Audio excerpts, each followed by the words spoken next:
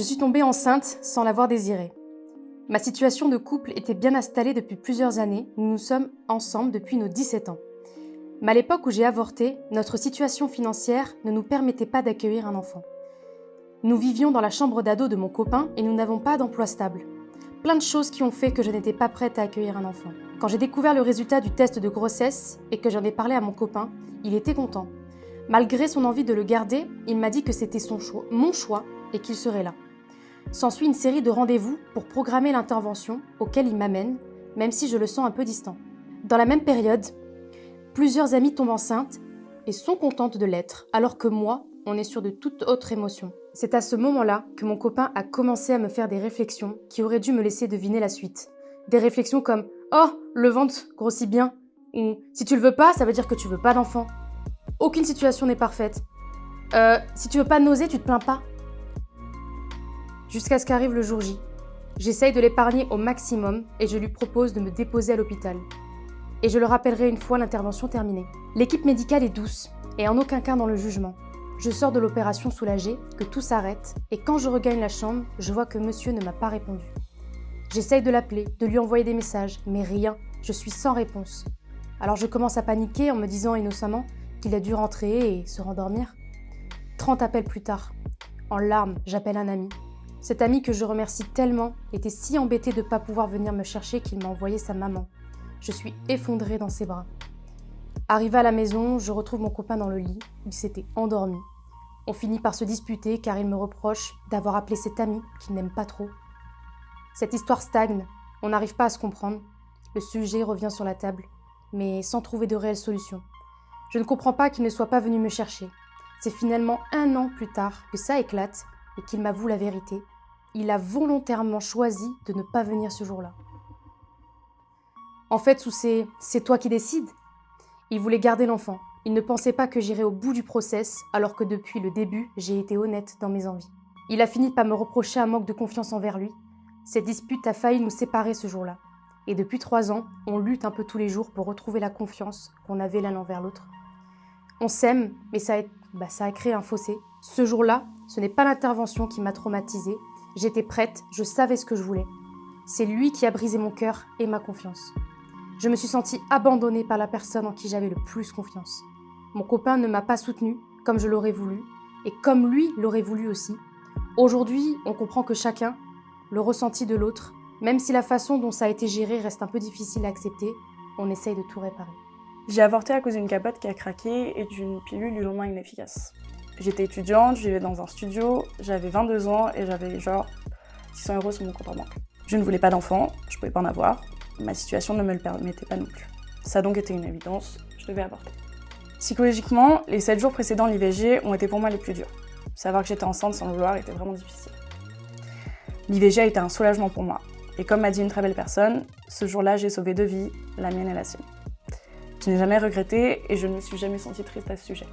Physiquement, l'IVG médicamenteuse m'a mis à mal 1 journée et demie. L'après a été vraiment compliqué. J'ai eu des complications pendant 6 mois, des règles hémorragiques avec des douleurs intenses. Autant vous dire que ce n'a pas été une partie de plaisir du tout. J'ai dû faire semblant que tout allait bien. Parce que parler de l'avortement c'est tabou, parce que s'arrêter d'aller en cours, au taf pendant 6 mois parce que t'as tes règles, ça n'existe pas. Malgré ça, je ne regrette pas et je ne suis pas triste. Ça n'a pas été un choix facile, mais c'était mon choix. J'avais 25 ans et j'étais célibataire. Lors d'une amourette d'un soir avec mon amoureux d'enfance, je suis tombée enceinte. 3 semaines plus tard, dès ma découverte, je décide de lui en parler pour le prévenir que j'allais avorter et qu'il n'y avait pas de souci. Je vais chez mon gynécologue de 74 ans sans savoir vraiment à quoi m'attendre. Il me fait une leçon de morale, comme quoi je suis en âge d'avoir un enfant, que je suis irresponsable. Il m'explique que je vais devoir attendre 7 jours et revenir afin d'avoir des médicaments qui vont me permettre d'avorter chez moi. 7 jours d'horreur. Je vomissais tous les jours. J'étais obligée d'en informer ma mère et de me mettre en arrêt de travail. Le jour de la libération arrive enfin. Je prends ces fameux 2 médicaments. Personne ne m'a vraiment expliqué ce qui m'attend. Les contractions commencent, la suite est moins jolie. Diarrhée, vomissement et saignement en même temps. Mon corps se vide littéralement. Après 24 heures de repos, je récupère doucement chaque jour. Mais 1 semaine plus tard, je me réveille et vois une mare de sang dans mon lit. Une flaque de 50 cm sur 70. Ma mère me dit que ça doit être normal, que mon corps a vécu quelque chose de dur. Le lendemain, pareil. On part direction la clinique et on attend 5 heures. Le médecin me dit Ah oui, tout n'est pas parti. Ça arrive, vous faites une hémorragie. Vous allez faire un curetage. Direction bloc opératoire. Je ressors de là, shootée 2 heures plus tard. Sans explication, sans réel conseil. Je n'avais pas honte ni peur de l'avortement. Mais aujourd'hui, c'est devenu ma phobie. J'ai su que j'étais enceinte juste avant de faire mon test de grossesse. Un matin, j'ai été prise de nausées et d'odeurs insupportables. Et tout de suite, j'ai su. J'ai fait un test, positif. Prise de sang dans la foulée, et là, j'apprends que je suis presque à 12 semaines aménorrhée, soit la limite max pour avorter. Et je ne peux pas garder ce bébé puisque je vis en coloc et j'ai 20-21 ans, et pas de travail. Je prends rendez-vous chez le médecin. Pas de semaine de réflexion pour moi. J'ai rendez-vous 2 jours après à l'hôpital Saint-Louis dans le 10e. Psy, médecin et infirmière m'ont forcé à voir l'échographie. Écoutez le cœur, ils m'ont tous dit la même chose. Vous ne devriez pas avorter. Hyper violent comme expérience. À l'hôpital, le jour J, pareil. Dans une grande salle d'attente, 5 filles attendent de passer au bloc. Les unes à la suite des autres, toutes là pour la même chose. Dans une salle sombre et vraiment glauque, certaines pleurent. On attend des heures. À mon tour, on me crie dessus, on me bouscule et on me déplace sans aucune empathie sur la table. On me déshabille alors que je ne suis même pas encore endormie. Le médecin est blasé et ne se gêne pas de me le dire. Je pleure beaucoup et les infirmières me disputent à coups de « Oh, ça va, c'est rien ». À mon réveil, je pleure encore. On me presse pour rentrer chez moi. Je souffre et je perds beaucoup de sang. Le lendemain, je fais une hémorragie et j'appelle l'hôpital. En réponse, on m'ordonne de prendre sur moi. Aujourd'hui, je suis maman et je sais maintenant que ce que j'ai vécu n'est pas normal car même après mon accouchement, j'ai moins souffert qu'à cette période. Je trouve qu'il y a un réel manque de suivi médical et psychologique. J'ai mis des mois à m'en remettre et je regrette vraiment que ce se soit passé comme ça, même si à l'époque, c'était la meilleure chose à faire. J'ai avorté 2 fois. Par choix, oui, mais pas pour moi. La première fois, j'étais en relation avec un mec génial. Ce que je ne savais pas, c'est qu'il ne voulait pas d'enfant. Seulement, je suis tombée enceinte. On en a parlé. Il m'a dit que si je décidais de garder le bébé, il surviendrait à ses besoins médicamenteux et autres, si urgence. Mais il ne le reconnaîtrait pas et ne voudrait jamais le rencontrer. La décision a été immédiate. Je n'allais pas être égoïste et imposer à un homme que j'apprécie beaucoup et à un enfant que j'aimerais de tout mon être une situation pareille. Tout s'est très bien passé. Les médecins ont été super. La deuxième fois, je découvre que je suis enceinte d'un homme dont je venais de me séparer. Pareil, je refuse que l'enfant soit un objet de manipulation. Je n'avais pas non plus les moyens de l'élever. Je décide d'avorter et là, le médecin qui me fait l'échographie, une femme, me fait culpabiliser à mort. Elle me dit « Vous êtes en train de saboter votre dernière chance d'avoir un enfant. Vous n'avez pas d'excuses. La société prend en charge les mères seules.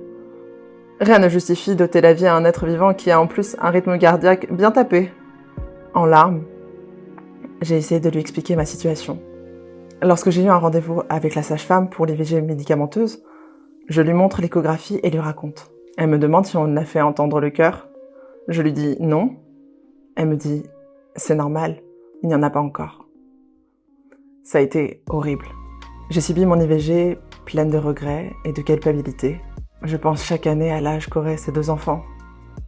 Heureusement, les sages-femmes ont été super. Aujourd'hui, je sais que j'ai fait les bons choix.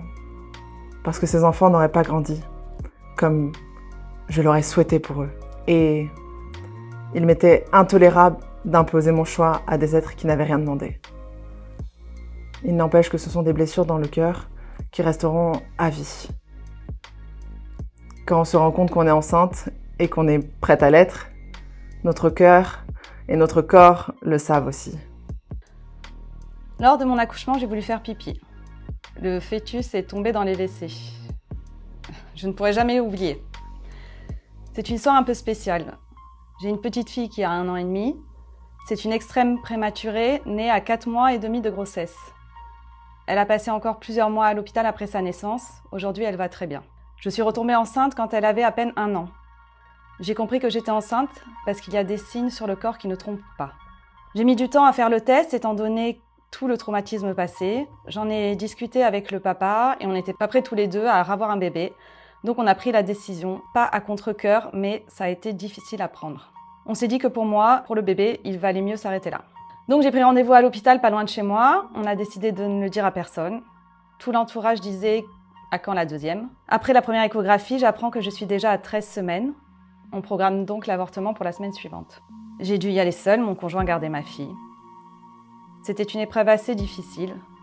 Même si le personnel soignant était dans l'empathie, dans l'accompagnement, se retrouver seule dans une chambre, c'est assez spécial. On me donne un cachet, un tranquillisant parce que je ne suis pas bien. Mais comme pour mon accouchement, mon avortement ne s'est pas passé comme les autres. Après la prise de cachet, j'ai des contractions. C'était un peu douloureux, mais ça allait. L'infirmière me descend alors en salle d'attente à côté de la salle chirurgicale. Et là, je commence à avoir des douleurs de plus en plus fortes. Je n'ose pas trop le dire. Je me dis que je m'inquiète pour rien. Une dame vient me voir gentiment. Je lui explique que j'ai mal au ventre. Elle me dit que c'est normal. Elle est très gentille. Je lui demande si je peux aller aux toilettes. J'y vais. Je fais pipi. Et en fait, il est sorti. J'ai entendu un plouf. Et quand je me suis redressée, j'ai vu le cordon et le fœtus accrochés.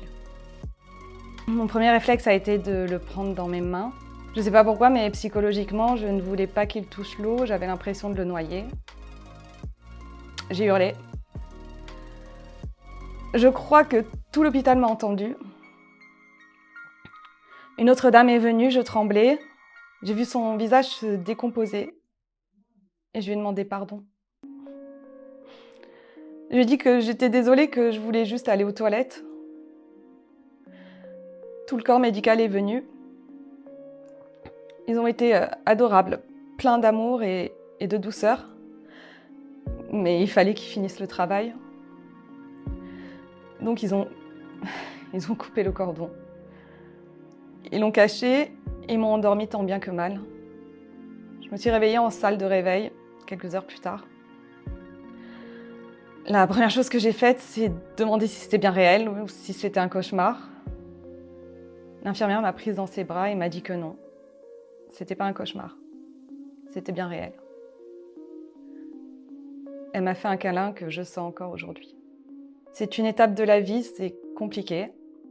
C'était pas le moment, même émotionnellement, de revivre une grossesse avec la peur de la prématurer. C'était pas possible. C'est dur. C'est une épreuve, mais je ne la regrette pas. Je me souviendrai toujours de la douceur des personnes qui se sont occupées de moi. Je me suis toujours sentie en sécurité. J'ai toujours trouvé un sourire, un geste tendre et quelque chose qui réchauffe le cœur. Être mère, c'est dans la tête plus que dans le corps. Quand je suis tombée enceinte par accident, à l'âge de 21 ans, je n'étais pas mère. Et parce que je n'étais pas mère, j'ai vomi seule, j'ai souffert seule et j'ai saigné seule.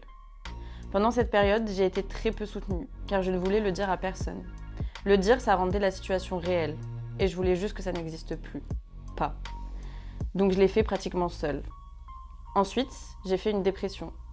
C'était le pire moment de ma vie, comme poussée dans un coin, sans issue et sans solution. Aujourd'hui, je suis toujours marquée par cela, même si j'ai réussi à faire la part des choses et à y penser sans douleur. Je pense que ma non-envie de maternité et mon rapport difficile à l'hétérosexualité ont quelque chose à voir avec cet avortement. Cet avortement, c'est la première fois où j'ai ressenti ma condition de femme. L'injustice que moi je vive ce traumatisme, alors que le garçon, lui, n'était même pas au courant et continuait sa vie normalement. Et pire, que tout ça m'avait été imposé. Parce que la charge contraceptive repose toujours sur la nana. Et les mecs rechignent toujours à se protéger. J'ai même plutôt envie de dire nous protéger. Donc avec tout ce qu'on a à subir dans cette histoire, au moins, laissez-nous avorter en sécurité. Voilà pourquoi ce droit me tient à cœur. À 19 ans, quelques mois après avoir appris à être atteinte d'endométriose, j'ai appris à être enceinte. Avec mon conjoint, nous avons décidé qu'avorter était la meilleure option pour tous les deux. Sauf que cela a été une expérience horrible.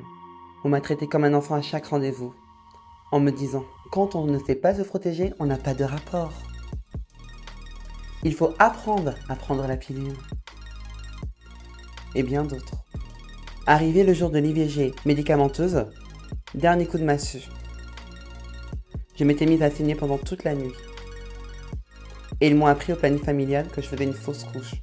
Pour être sûr que tout s'évacue, elles m'ont fortement poussé à prendre quand même les médicaments et à rester toute la journée. Par la suite, j'ai eu plusieurs fausses couches sous pilule, dans le même hôpital. Et cela ne les a jamais inquiétés. Mais nous avons quand même notre fin heureuse.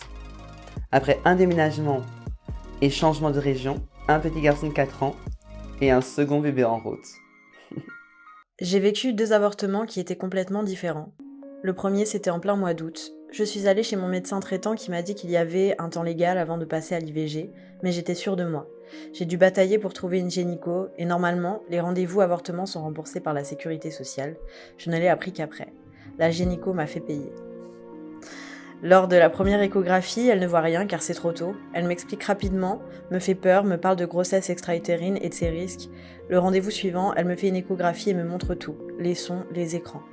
Alors que normalement tout est caché. Elle regarde une date en bas et dit « Oh, c'est quoi cette date ? Ah oui, la date d'accouchement prévue. » J'étais sidérée, elle connaissait pourtant mon désir d'avorter. J'ai vu ensuite une autre sage-femme, avant de prendre le premier comprimé qui a éteint tout écran. C'était encore trop tôt pour pratiquer l'IVG, j'ai fondu en larmes. J'en avais marre d'attendre, j'avais le sentiment que ça faisait une éternité. On ne voulait pas me donner le premier comprimé, mais la sage-femme qui m'a examinée m'a dit « Je prends la responsabilité, elle n'en peut plus, il faut que ça s'arrête pour elle. » Je l'ai remerciée 1000 fois.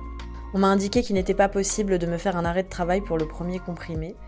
Psychologiquement, j'étais pas apte à bosser, mais j'y suis allée quand même. J'ai pris le second comprimé à la maison, avec ma sœur et ma mère. Suite à ça, juste un contrôle et basta. Pas de proposition de psy, rien. Tout repose sur la femme, alors que les hommes sont tout autant responsables que nous. Mon ex-compagnon savait que je voulais avorter. Pourtant, il était indélicat en me disant « Oh, tu es beaucoup plus belle maintenant. Attention, ne bois pas. » Lui voulait garder la grossesse, moi non. C'était dur, très dur.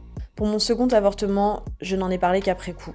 J'avais besoin d'être seule. Ma médecin généraliste a accepté de me mettre en arrêt 1 semaine. Mon ancien patron, lui, n'a eu aucune compassion. Il n'a rien voulu savoir. Je me suis mise en arrêt, et c'est qu'1 semaine après qu'il a fini par être compréhensif. C'était pas évident. Le regard des autres, la première fois, a été très dur. On se punit déjà soi-même, on n'a pas besoin des autres. Et puis, la deuxième fois, j'étais armée, j'en avais rien à faire, j'étais ok avec mon choix. Aujourd'hui, ce n'est pas tabou, j'en parle. Bientôt, nous allons avoir une petite fille. Les 3 premiers mois, c'était beaucoup de stress. J'avais peur que le karma ne me rattrape, que la vie m'en veuille car j'avais avorté. J'avais peur de la fausse couche, de tout. La société m'avait punie avec ses mots durs quand j'en ai parlé. Pourtant, je n'avais pas peur d'avorter. Petit à petit, j'ai compris et je me suis dit heureusement que j'ai eu ce choix si précieux qui bouleverse la vie d'une femme. Cette femme n'a pas à avoir honte et peut vivre et avoir un enfant sereinement. Une lettre ouverte. Quand j'ai avorté, j'avais 19 ans. Tu aurais 11 ans aujourd'hui, mon cœur. Quand j'ai découvert que tu grandissais au creux de moi, je ne voulais pas d'enfant. J'ai rapidement fait le choix de ne pas te garder, mon amour. Un choix que j'ai mûrement réfléchi. Ayant 5 frères et sœurs et travaillant, j'étais capable de t'accueillir, mais je ne le voulais pas. À l'échographie, l'interne a dit que tu étais microscopique et qu'on ne laissait pas une erreur gâcher 2 vies. J'ai trouvé ces mots rassurants et déplacés. Il ne savait rien de nous, mais nous a jugés. Tu étais là depuis 2 semaines. J'ai pu avorter par médicament. J'ai refusé les antidouleurs. J'avais besoin de ressentir dans ma chair la souffrance de ta mort. J'ai été violée à 17 ans. Mon esprit s'est dissocié de mon corps physique. C'est après avoir avorté que j'ai enfin commencé à aller mieux. J'avais fait un choix pour mon corps. La douleur et la décision de ne pas te garder m'a fait réintégrer cette enveloppe souillée. Je te remercie pour ça, mon amour. Je ne suis pas croyante, mais dès que j'entre dans une église, j'allume un cierge pour toi. Maintenant, j'en allume 2. Un pour toi et un pour l'enfant que j'ai perdu il y a 2 ans. Je n'ai jamais regretté ma décision, mais je peux te le dire aujourd'hui. Je t'aime, je vous aime.